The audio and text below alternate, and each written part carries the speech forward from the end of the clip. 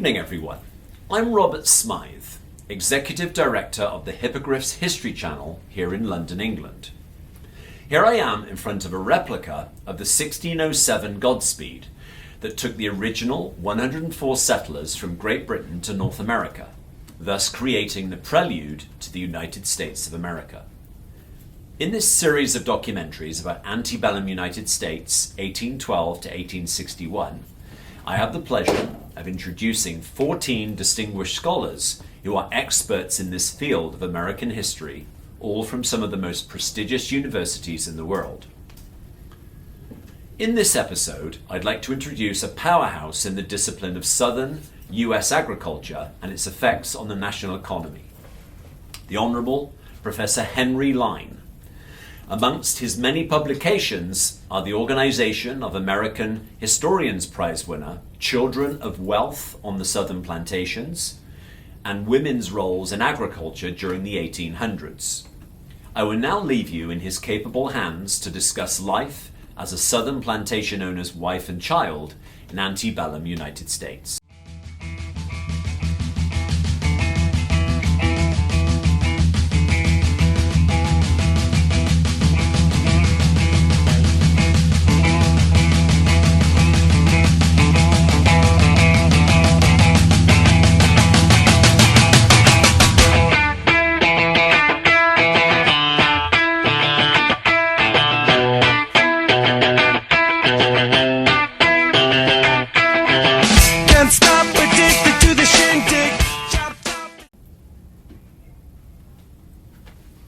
Welcome everyone to episode 8 in our series of documentaries about antebellum United States, 1812 to 1861.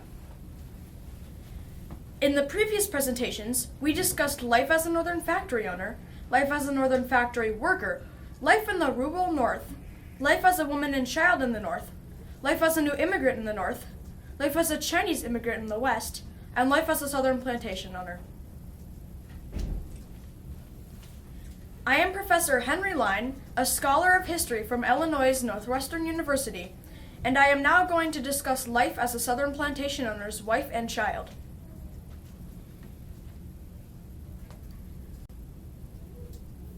Southern women were often encouraged by their parents to marry wealthy men. Their parents thought that if their daughter married a rich plantation owner, she would be cared for better and her children would have a good education. They were right about this. However, if a lady married a poor person, her parents would not approve because they wanted their daughter to have a good standard of living.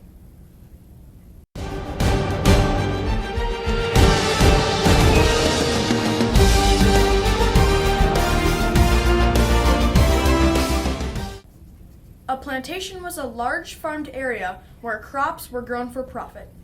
Most of them were in the South during the antebellum period. Plantations mostly grew crops like cotton, rice, indigo, and sugarcane. Back then, cotton was king. It was highly valuable and helped make the plantation owners very rich. Plantations were one of the primary sources of money back in the 1800s. Cotton was grown and harvested by slaves, and then shipped and sold to European countries. A plantation was usually between 500 and 1,000 acres of land and produced one or two crops. Plantations were complex. They consisted of fields, gardens, workspaces, and small buildings. They were a sign of Southern agriculture and became prime makers of regional identity. Plantations ended around 1865 when the American Civil War ended and slavery became illegal in the northern and southern states.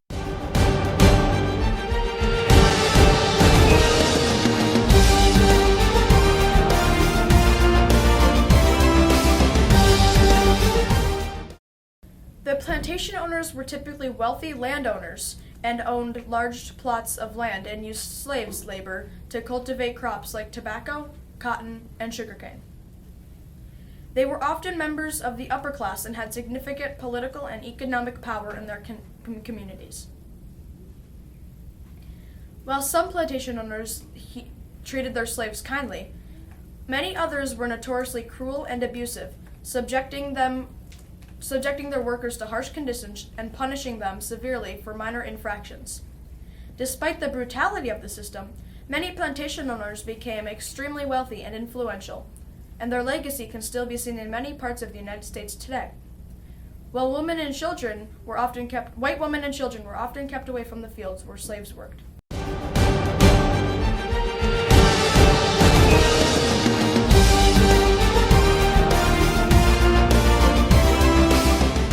The plantation owner met their wives at social gatherings in the town or at churches on Sunday mornings. After a few months of dating, the man asked the permission of the lady's father, and they got married in a grand ceremony that was attended by all the elite members of the society.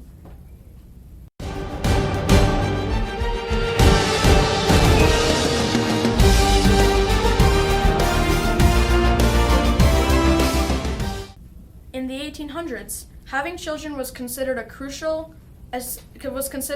to many people. It was not only a matter of personal fulfillment, but also a social expectation.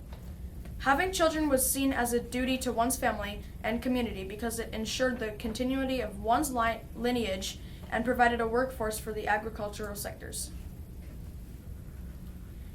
Children were often seen as a source of comfort and companionship in the old age, especially in societies where the elderly lacked social security or retirement benefits. However, having children also came with significant challenges, such as high mortality rates, poor living conditions, and limited access to medical care. Life on the plantations was easier for women and children than in other areas of society.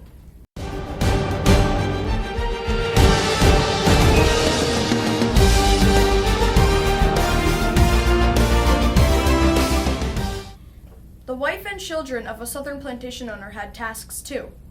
The wives were responsible for cleaning, cooking, mending household items, and organizing the house servants. The house servants were slaves who helped with household chores. A wife took care of the plantation owner and their children by providing them with everyday meals, water, and clothing. Some wives did not enjoy living on plantations, and some of them freed slaves because they felt bad about how they were being treated. As soon as they were able, children were expected to help around the house.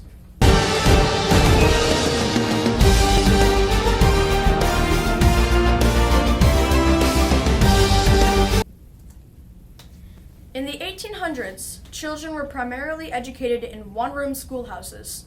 The teacher was usually unmarried and had minimal training. Taught students of all ages and levels in the same room. Children were expected to bring their supplies, such as chalkboards and books, and often had to walk long distances to attend school.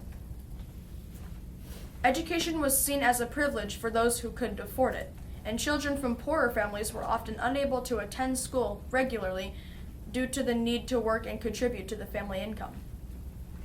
In wealthy families, the father often hired tutors who taught their children at home. The plantation owners usually ate expensive foods because they obtained all their money from slave labor. They mostly ate meats, salads, and bread. They purchased their food from markets nearby the plantation, but sometimes the slaves harvested crops and were forced to give them to the owner. The lives of women and children in southern plantations were filled with chores and responsibilities. Women married and started families with plantation owners who relied heavily on slaves for their lucrative businesses. Life was good compared to people in other areas of society. Wives did work, they cleaned, repaired equipment, and cooked meals for their families. They oversaw the house slaves and running of the household. It was a challenging and demanding way of life. The women supported their men in helping them become rich and hold higher positions in society.